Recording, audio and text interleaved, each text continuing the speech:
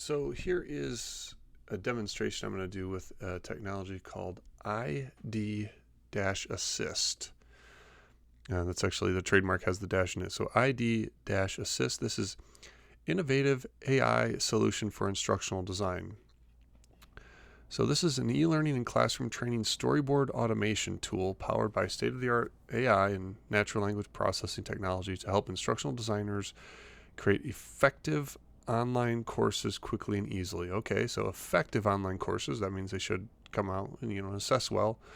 Quickly and easily, we'll be the judge of that here. So ID Assist helps instructional designers automate content outlines, summaries, animations, grammar correction, knowledge checks, translation, content editing, new content generation, writing LOs, interactive elements, FAQ glossary, best practices, and custom image generation. Interesting. So ID Assist is available as a Google Doc add-on, and that is awesome because you should be using Google Docs for this versus Microsoft Word. Please, please, please, ID community, stop using Microsoft Word and start using something that actually does a better job of tracking changes, especially if you want to build something that's going to be able to be iterated upon. So it can be used with a Google Workspace account or personal account. Beta, it is free to use with a certain limit. Okay, appreciate feedback, comments. So that's what I'm going to do. I was actually tagged, or the ID Assist people and or AI commented on a LinkedIn post that I made. So here we go. Here we go. This preview that they have on their webpage, I don't understand it. It doesn't actually give me. There's no text on this. Oh, that's not the actual video. But here, let's view the sample storyboard output. So sample e-learning course storyboard. This is a Google Doc here. And I guess 20 pages of content. So that's pretty cool. That's pretty cool. Oh, wife's getting home, so the dog is going to start barking. I apologize for that. But this is the video here from ID Assist. And let's take a look. How much? How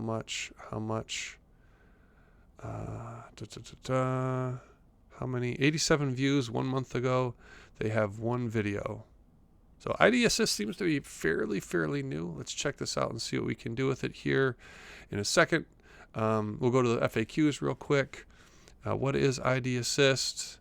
E-learning classroom storyboard automation tool. It looked like a whole bunch more. Install. We're going to go to add a Google Chrome extension, it looks like. How to use ID Assist, paste, and your source content. How to use the custom prompt. That's probably some advanced stuff. So let's go ahead and identify. Oh, this is interesting. Click the prompt called custom in the select prompt dropdown. When you select this, you can enter a custom prompt of your own. Here are a few examples of custom prompt. Feel free to creatively experiment as you identify the primary Bloom's level for the content. That's interesting. And how to use the image generation prompt. Okay, so I love reading, but me, I am secret tips. There are none. They do have a blog with 3 posts. Yeah, again, this is very new. So let's go ahead and just play with this and see how easy this is to use. So Google is ID Assist. It has 2 reviews and looks like only 42 downloads. So this is pretty new here. Let's see what they've got going on. I'll use my personal account here. And we're going to allow ID to view and manage documents, connect to an external service, display and run third-party. Okay, awesome. We'll just allow this, see what happens. Hopefully they don't steal my identity. And we've installed it. And now it should show up over my Google Docs sidebar. So let me go grab a decent Google Doc here that I want to use. And I guess while I look for this, the big thing here, right, is content creation and how much effort it takes. So the other example that I used was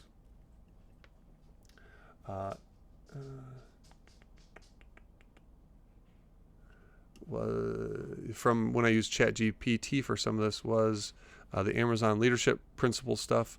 I can use that here. Where is the extension for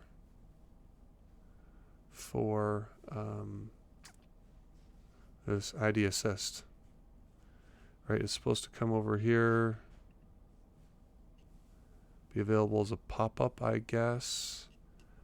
So if I come in here and let's look at, oh geez, where do I find the extensions again? Dun, dun, dun, dun. Right, it's not that. Oh my goodness, where are the extensions? Not that. Oh geez, we'll probably have to cut this out, huh? More tools. Let's look at our extensions here. ID-assist. Why is that not installed? This isn't actually turned on, folks.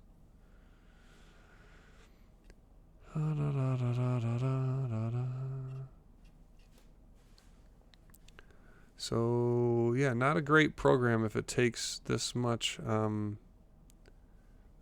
make it work, right? I mean, it's supposed to kind of show up over here.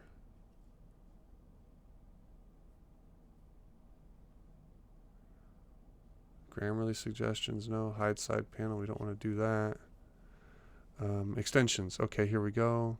Ooh, ID Assist. Okay, so launch ID Assist. There it is. Holy mackerel. So, so select our prompt. We can summarize, paraphrase. So let's go ahead and select all of this. Maximum 2,200 words. That's good because your lesson shouldn't be longer than that. We're going to select the prompt, summarize, and paraphrase. And let's generate the content. And it's taking a little while here. And there it looks like a decent introduction. Ooh, insert into content. Where is it going to insert it? Well, that's kind of, you need to work on that, right? Why are we that just overwrote everything. So that seems kind of silly to have that. I guess you want to come in here and be able to let's go ahead and say, right, introduction, come down in here, and then we'll insert the content. Leaders focus on customers and work persistently to gain and maintain their trust. They think long-term and act on behalf of the entire organization, all right? And not just their own team, not just their team. AI and natural language generation tends to be a little bit wordy.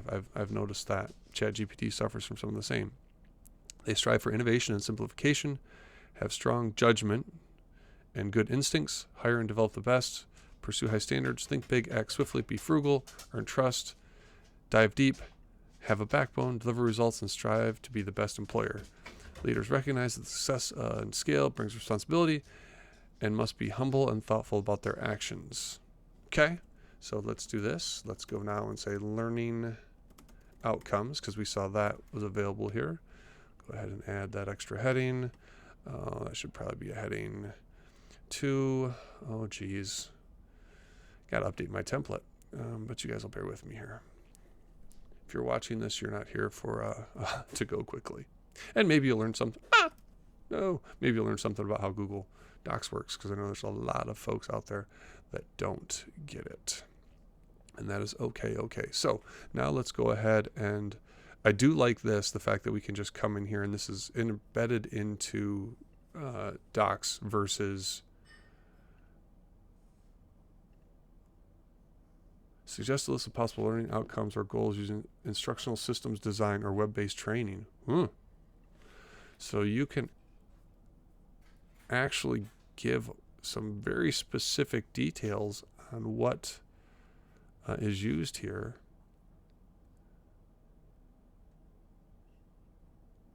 So now let's go ahead in here, and there are 14 LOs that were just generated for, oh geez, what's the word count? Tools, word count for 500 words. Yeah, that's preposterous. I mean, that's just I don't know. I don't know if that's going to be valid. Demonstrate an understanding of customer obsession and how it drives businesses.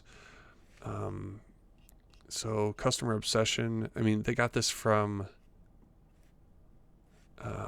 okay, so now we might come in here and say, this, see, it created this LO from this one section here, and demonstrate an understanding of customer obsession. So let me come in here. We'll take that, content chunk, learning objectives, scenario. Let's see if we can generate a scenario based on an understanding of customer obsession, how it drives business decisions. Wow. Okay. So, this wasn't necessarily a lesson, so I understand and appreciate that. Let's go ahead and read this and take a look. Leaders start with the customers and work backwards. So that is the old stuff here. Let's go ahead and make that a heading 2. This scenario will be the heading 3. So the scenario for customer obsession here, that should help a learner be able to demonstrate an understanding of customer obsession. So you're the manager of a customer service team at a large retail store. You have just been informed that the company is launching a new customer obsession initiative. And as part of this initiative, you and your team must learn how to demonstrate an understanding of customer obsession and how it drives business decisions. In this web-based training, you will be guided through key concepts that are essential to understanding customer obsession and how to apply it to your role. You'll learn how customer obsession can be used to make better business decisions, how to use custom feedback to inform decisions, and how to ensure customer satisfaction. Let's get started and learn how to demonstrate an understanding of customer obsession and how it can drive potential business. So let's see, what are some of the other translations? Let's do image generation here.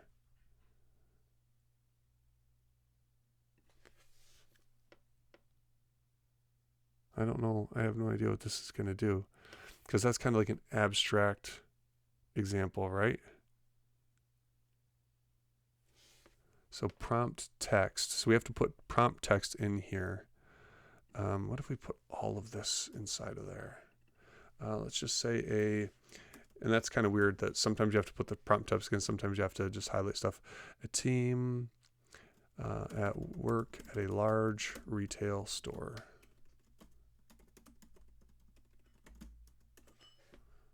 See what gets generated. DALL-E is the only one I've ever used. Not sure what this has as its backend. I'm going to bet that there's some version of... Oh, wow. Those people aren't weird looking. What? The DALL-E stuff makes humans look really, really, really weird. See, I don't like this one, though. Let's generate that again. I'm not a huge fan of the always. And this is where... Looking at some of the bias in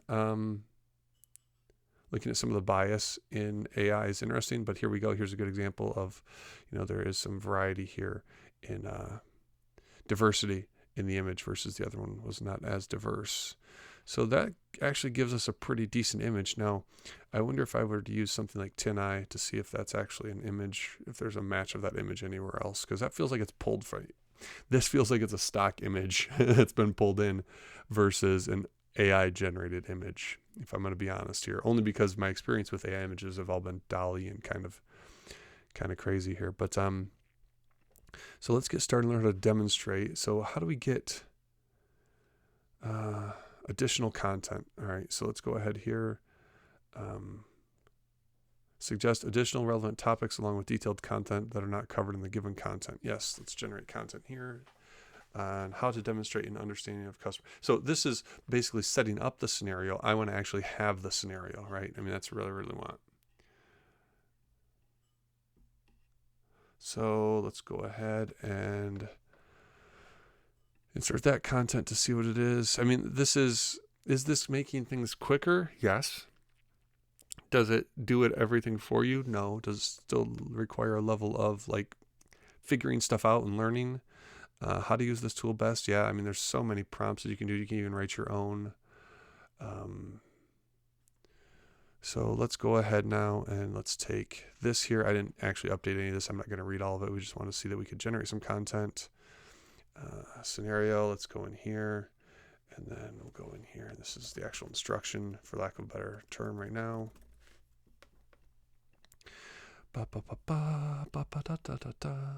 And then let's come and highlight all of this, and let's see if it gives us any good quiz questions. Let's do some, what's a content chunk? Apply Bloom's taxonomy, 6 different classification levels to the given content. So this is going to write content.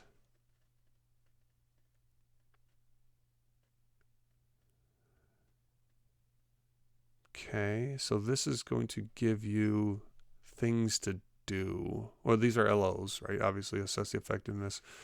Okay, so that's kind of cool, but it's not, I don't understand content chunk there, that terminology. Let's look at the quiz. Create 5 multiple choice quiz questions along with 3 to 4 options each from a given content. Apply remembering, understanding, and applying levels from provides Bloom. So this could be very interesting. The quiz question side of this equation is really what has me intrigued, because I know writing good quiz questions with feedback is also super important.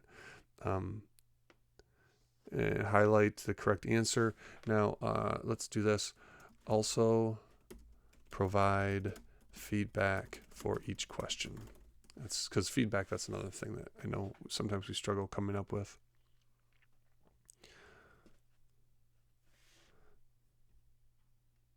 What is the main goal of customer obsession? Increase customer loyalty, improve customer experience. Why did it say create 5 multiple choice? What if we generate content again? Does it give us a different question? I hope. Maybe.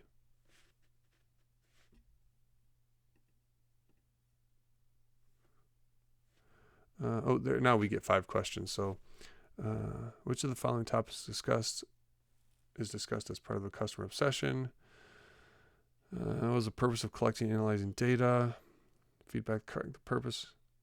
So it only gives feedback for correct.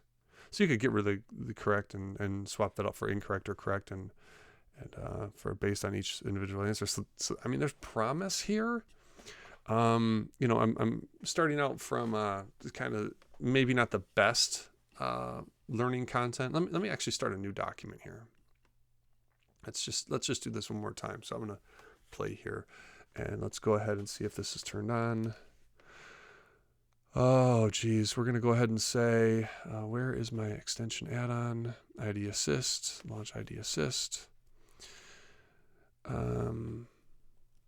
So how to design an effective, let's do this, not design, deliver an effective learning experience.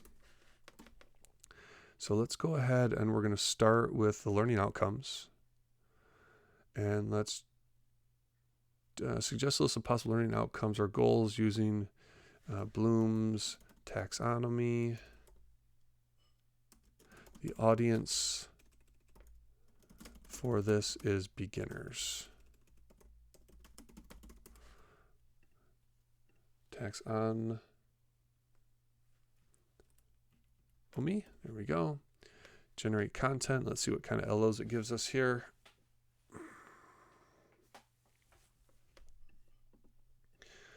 So if we want to, how to deliver an effective learning experience,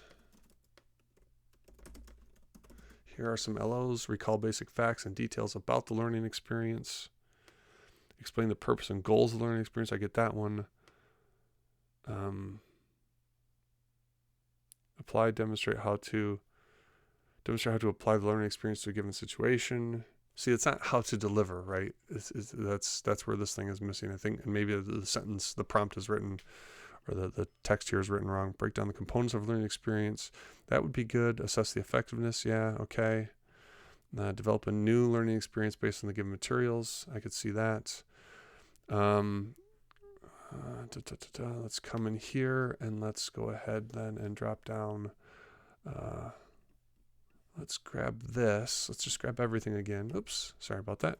Let's grab everything again here and just do content outline. Create a content outline using instructional system design for a web-based training. So yeah, I guess you can identify maybe the modality for how people would be learning. That would be interesting. So this includes all modules, lessons, topics, and subtopics. So this could get robust here. Holy mackerel. What? Check this out, folks. Oops, not that. Control A, Control C. Let me format this so we can actually, as we talk through it, so we can actually see what we have here. So, wow. Module 1, Introduction. There we go. There's heading 2, Lesson, Overview of Learning Experience. I swear I don't know why I don't just fix this globally, but you know me, we'll do it eventually, which means never. And format options, update that to match. So topic 1, definition of a learning experience. Okay, that's good. So we need to start by defining what a learning experience is. And then there's going to be subtopics. What is a learning experience? Components of learning experience and types of learning experience. So this is good. This is good. That's probably going to leave the dashes in there. That's fine. Topic 2, benefits of learning experiences. Okay, that feels kind of weird, but I get it. The subtopics, again, these headings aren't going to meet accessibility standards, but it's okay. Benefits to learners, benefits to organizations. Okay, I get that. I can understand that. I can appreciate that there. So basically, what is a learning experience and why do we use them is where it's starting out. I like that. I like that a lot. Now let's go into lesson number 2, preparing for the learning experience. And remember, this is all based on how to deliver an effective learning experience. So preparing for the learning experience, this should be from the instructor, instructional design side of the house, establish learning objectives, and identifying learning objectives, align objectives to the organization's goals. I like that. Oh, here we go. This is actually, I'm kind of impressed right now with what you got going on here. Assessing learner needs, identifying learner characteristics, assessing learner knowledge and skills. Awesome, awesome, awesome. And now we're going to hop into a different module. And I feel like that's a pretty good start here, right? Like this is, what is learning experience? Why do we use them? And then begin with the end in mind, establishing objectives. And then, part of that is assessing learner needs and how we do that well. So yeah, so basically create a learner profile, right? We could come up with some LOs out of this. Let's just go ahead now, because we could continue on through this and you would see that here. Let's grab this section here and let's go ahead and create additional content around, suggest additional relevant topics along with detailed content that are not covered. So identifying learner characteristics. So this should give us some information on how we do that, right?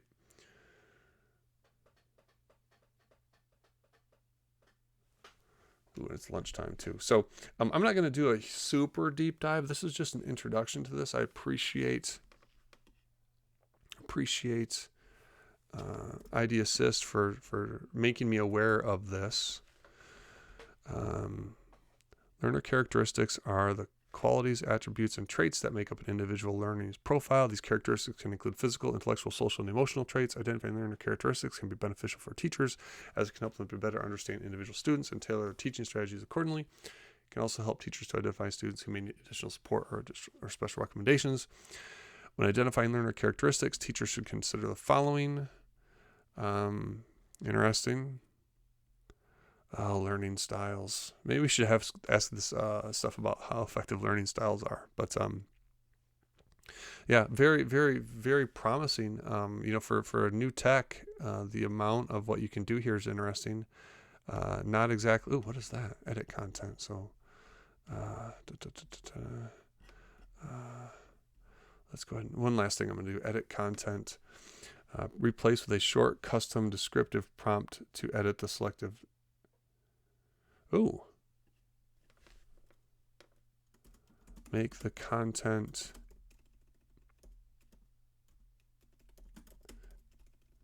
in second person. Wow. Can we do stuff like that? This is pretty interesting, pretty promising, folks. I'm probably going to start playing with this a little bit more.